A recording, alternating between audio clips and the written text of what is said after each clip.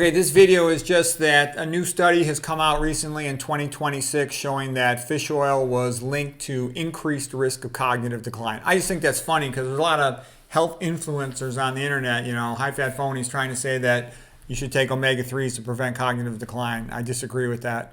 Dr. McDougall will disagree with that. As Nathan Pritikin had said, fat is bad. There's a bunch of reasons. Jeff Nelson has a video about it. There's other people who got videos about it. Anyways, I'll show you the paper here on the next slide.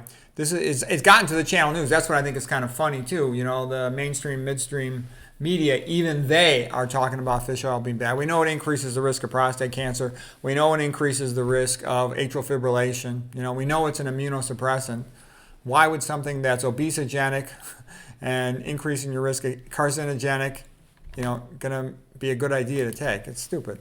All right, so here's the paper from the Journal of Alzheimer's, Prevention of Alzheimer's Disease. All right.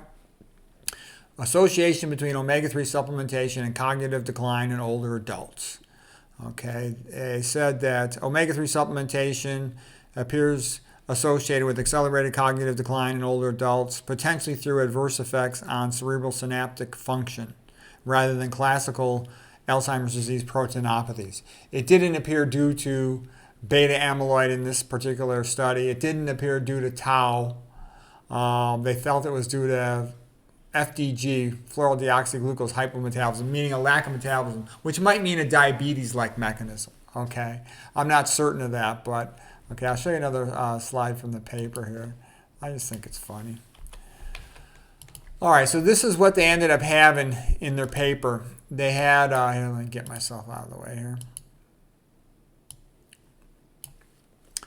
They ended up trying to, get the patients to have comparable characteristics than the ones treated with the omega-3 versus not.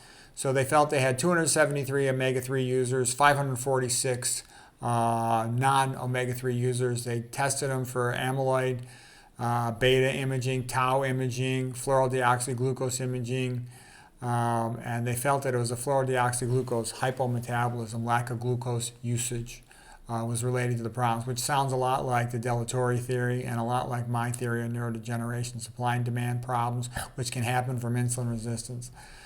So anyways, it's kind of funny, but there's a bunch of different reasons why I would expect it to not be helpful. So I'll have the link to the video in the description below. You can go to the article too. It's real easy to find. I think you'll find it amusing.